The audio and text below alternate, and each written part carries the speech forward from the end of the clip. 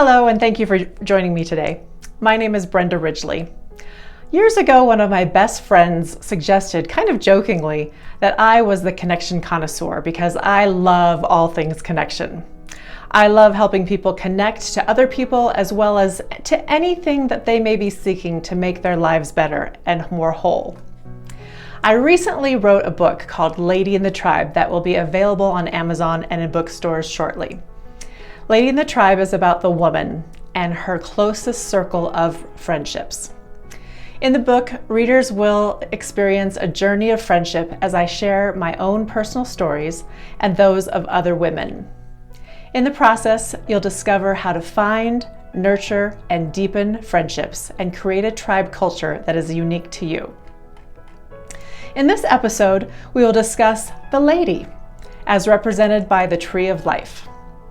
At the end, I will tell you how you can get a copy of my Girlfriend's Guide, 10 Benefits of a Girl's Weekend. But for now, would you do me a quick favor? Click on the subscribe button below so that you can be notified of a new tribe building episode each week.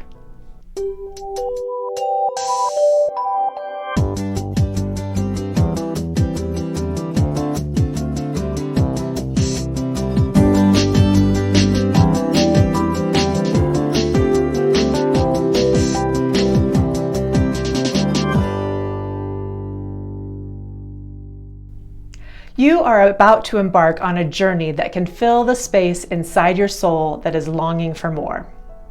You may have no idea why you feel empty, but you know that something is missing. What is it that is preventing you from becoming the best whole version of yourself? I suggest that the missing link involves our lack of meaningful connection to other human beings. You may be thinking, oh, no, that is not me. I have lots of friends. I have so many I can't even spend time with all of them. Well, that may very well be true. However, it's not the quantity, but rather the quality of these friendships that are in question. In the weeks ahead, we will discuss what it means to find, deep dive, build, preserve, and broaden friendships so that they become the family you choose. When 3 or more of you gather together, you are a tribe. There's a dichotomy that exists today between our concurrent hyperconnectiveness, having the immediate and ongoing ability to check up on faraway friends, and many Americans' elevated sense of emotional alienation.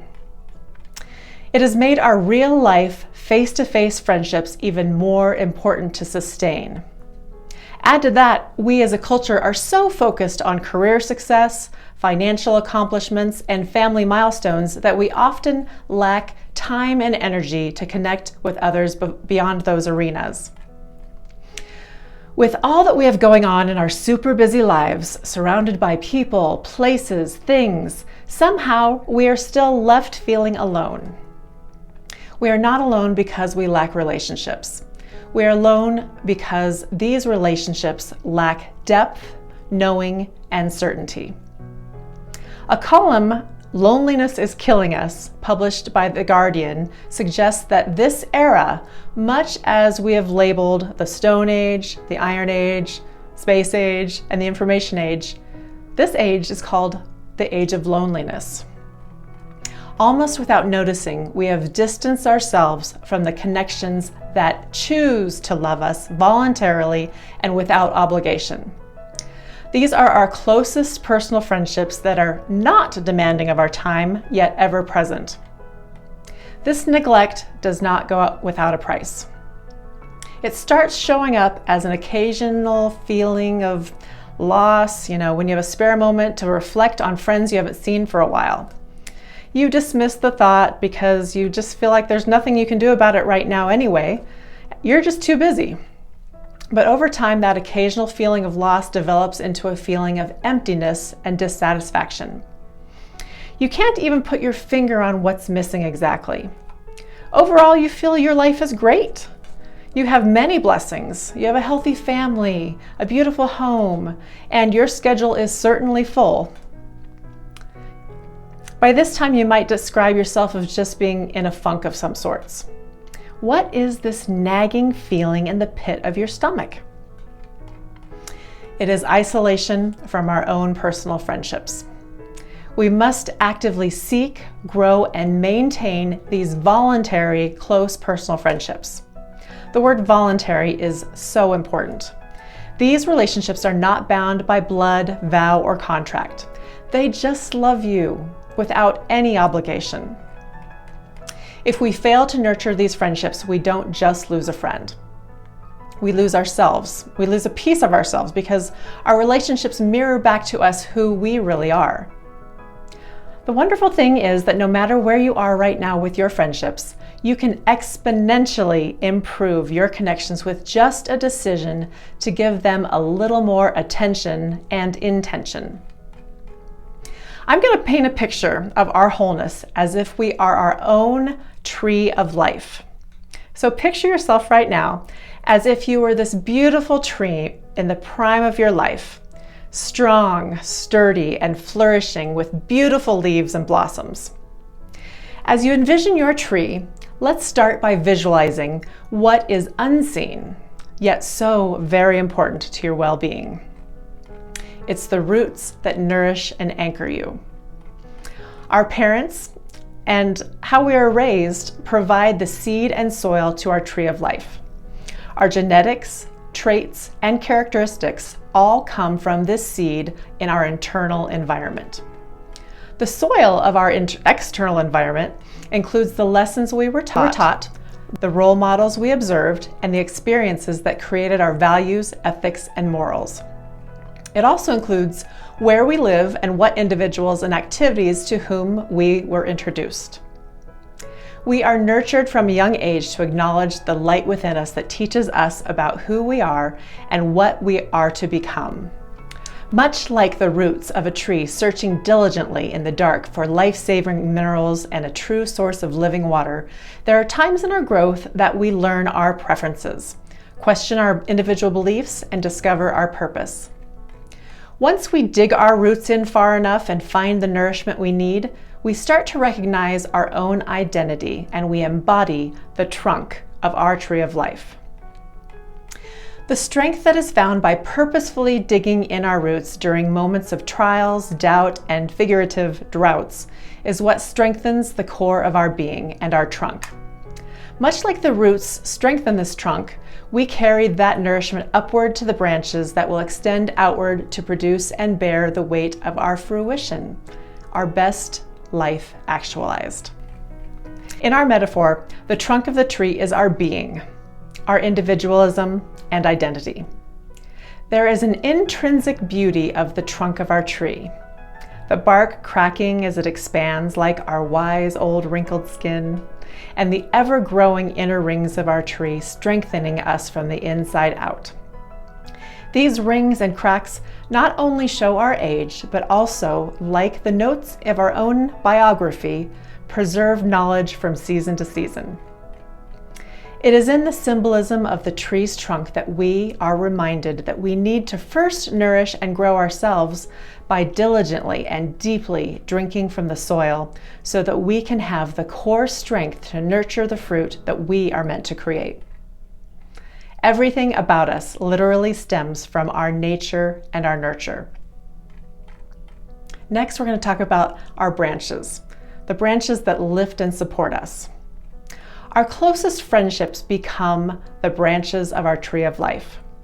These relationships strongly resemble tree branches because they grow stronger with time and attention. They hold you up in high regard and stay strong with the winds of change. As the seasons of your life pass through, the branches of your relationships remain growing, supportive, and ready to lift you higher to the next season. These branches, our tribe that reaches out, enhancing our expansion and reaching for our wholeness, will be the ongoing focus of this channel. Next, we're going to talk about the leaves that flourish and grow. The life that you build for yourself is represented by the beautiful, thriving leaves and blossoms in your tree of life. With the growth from your imperfectly perfect seed and the soil of your external environment, you are provided with a strong foundation. Although unseen, your roots grow deep and wide, almost mirroring the branches above, keeping you grounded.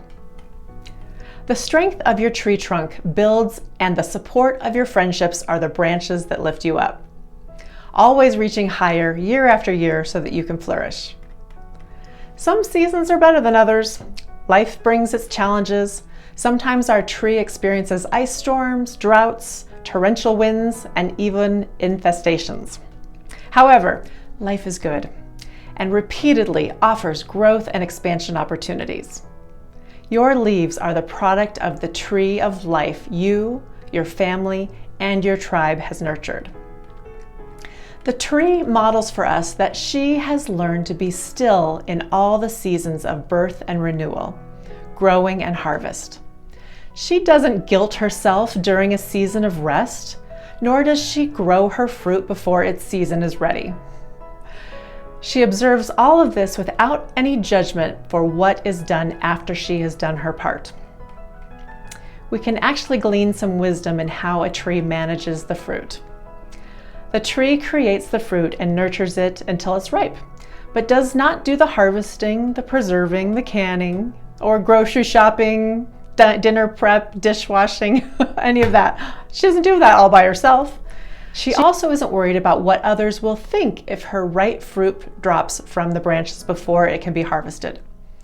She isn't worried about whether her fruit will be used for a healthy snack or a dessert. Seasons don't come without struggles, but come they must. And with an open heart, they come bearing wise gifts.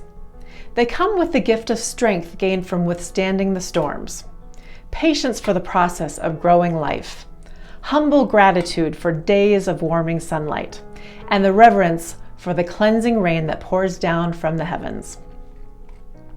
The branches of my tree, my tribe that I'm honored to call best friends, lifts me up with encouragement, affirmation, and love. They give me strength when I'm weak, push me when I want to give up, and cheer me on when I'm succeeding. They are loyal and true to me. I completely trust their intentions and know that they have my best interests at heart. They have been with me through failure and triumph as I have been for them. I'm a better wife, mother, and contributor to my community because of these rewarding relationships. Regardless of how your tree of life stands today and the condition of your current friendships, they could probably benefit from a little more attention. In the weeks ahead, we're going to take a deep dive into all things tribe, the family you choose. So thank you for taking this first step in the journey with me. Please subscribe to this channel for a new episode each week. And to get your copy of the 10 benefits of a girlfriend's weekend, click on the link below and sign up for my newsletter that also provides a weekly friendship tip. My goal is to uplift all women with the power of connection. With your participation in this movement, you can make a difference, not only in your own life, but in the lives of those around you. Next week, we will be discussing the elements of a successful tribe, so don't miss it. Wherever you are right now, you can realize a more rewarding and joyful life with your own tribe. When 3 or more gather, we are tribe.